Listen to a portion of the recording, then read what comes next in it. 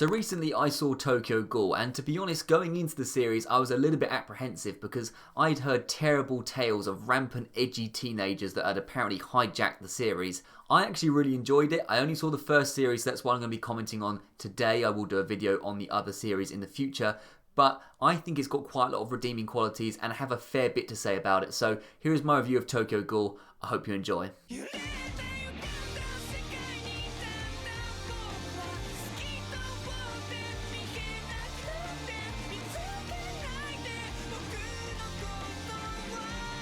So what is Tokyo Ghoul about? Well, clearly it's set in Tokyo, and the city has kind of been partially overrun by these ghoul creatures, which are essentially, I suppose, the closest approximation is sort of zombies, that kind of thing, and they have to eat humans in order to survive. They can't eat normal food.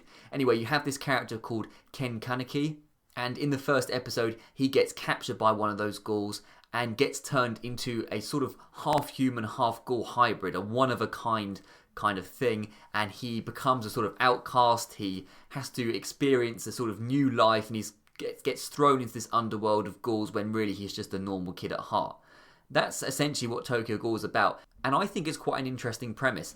I think by far the best thing about Tokyo Ghoul is that there is a lot of ethical sort of quarrels and ethical issues in there, which is explored to a pretty decent extent. You know, like I said, there's this normal kid, but now he is sort of half ghoul. He has to start doing things that he would never ever consider as a normal human. You know, he has to essentially eat people in order to survive, and there's a lot of sort of conflicting morals to do with particularly his character, and you know, what would you do in that situation? What's right to do for the issue of survival? You know, is it morally correct to do things that are seen as obscene just in order to survive? And I think that's quite an interesting concept about Tokyo Ghoul, and that's something that it runs with a lot, particularly with the main character. And I think it's also interesting to see how he sort of delves into this sort of ghoulish underworld from just being a normal kid to sort of more and more getting enveloped in the sort of darker side of Tokyo. So that part I thought was very, very interesting indeed.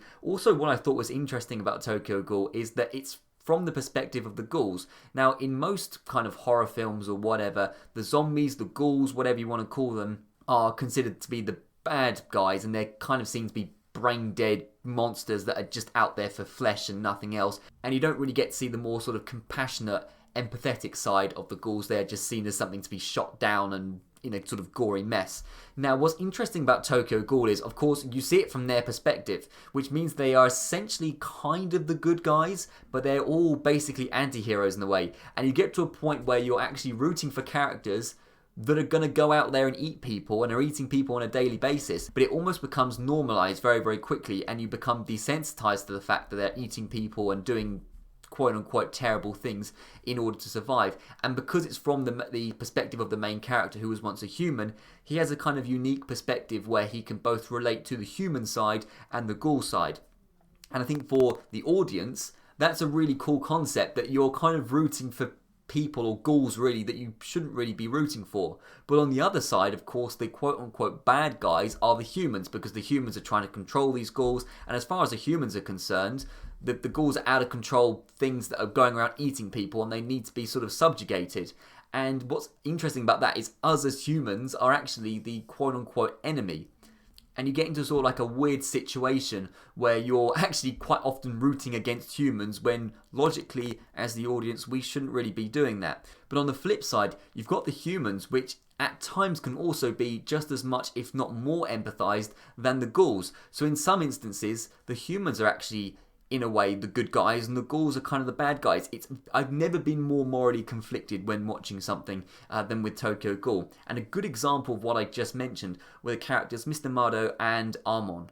I probably shouldn't be saying this, but they were actually my two favourite characters of the whole anime. First of all, Mr. Morrow, I think I'm saying his name right, I'm sorry, the long grey-haired guy. I won't give away any spoilers. He's an absolute badass. Now, whether you consider him a good guy or a bad guy or whatever, and I don't necessarily consider him as a good guy, I'll put it that way for sure, he's still a badass, and there were times where I was kind of rooting for him, even though maybe I shouldn't have been, or maybe I should have been, but I'm not quite sure. You know, when you have a character like Mr. Morrow, who I think is a badass, going against someone who is doing terrible things but doing it to survive, and I can kind of understand the reasons behind it. That's actually a very interesting concept, and one that I really liked. And the same goes for Armon. Armon was a character who I think was much more likeable, but at times he was definitely depicted as the bad guy, but then once you know a little bit more about him, you realise actually maybe he's not bad, maybe he's good, he's a bit of both, and so are the ghouls as well. It's a complete mess in terms of ethics. So I've gone on about this for a while, but that is basically the sort of main crux of Tokyo Ghoul, is that it is a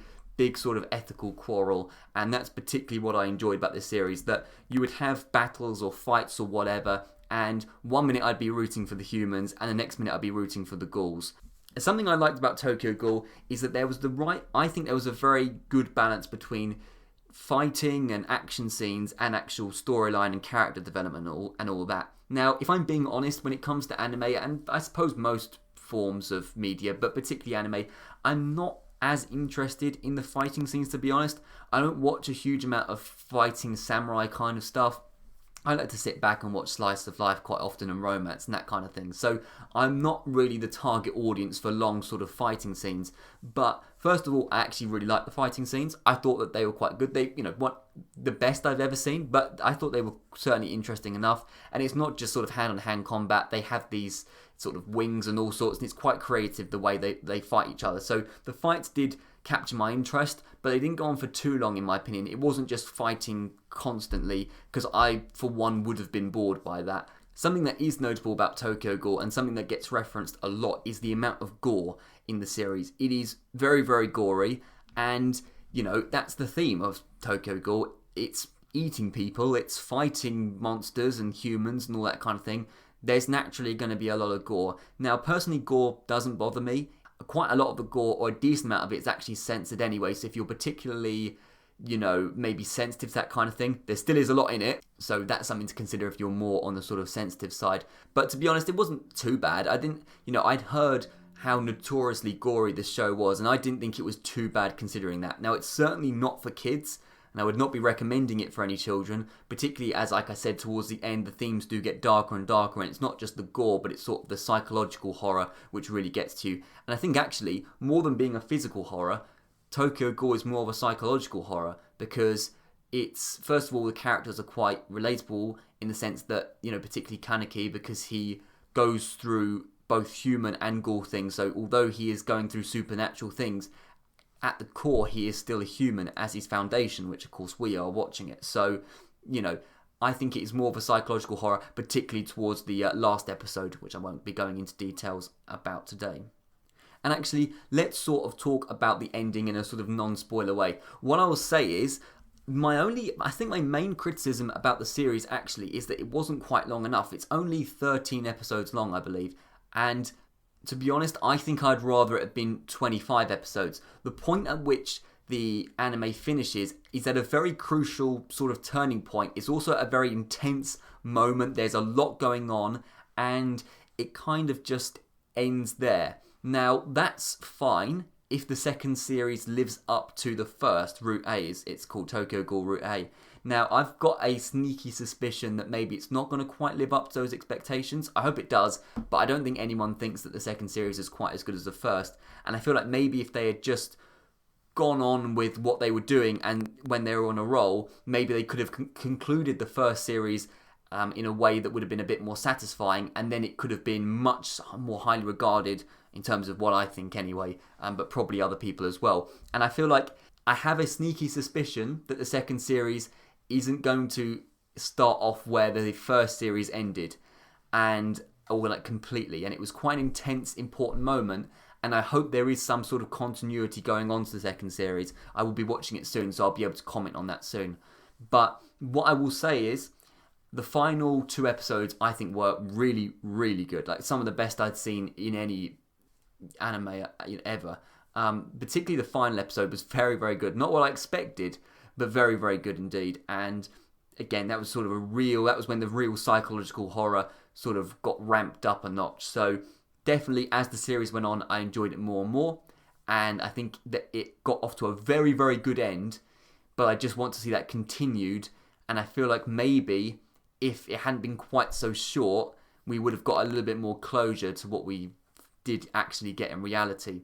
But that's basically all I have to say. I didn't want to talk about spoilers today because there wasn't anything specific I wanted to talk about, sort of more just generalized things. But I'll be back with more reviews very, very soon.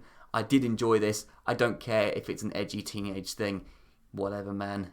That's not my business. I enjoyed it, and yeah, I'll be watching Tokyo Ghoul Route 8 very, very soon. Thank you very much for watching. I'll see you around.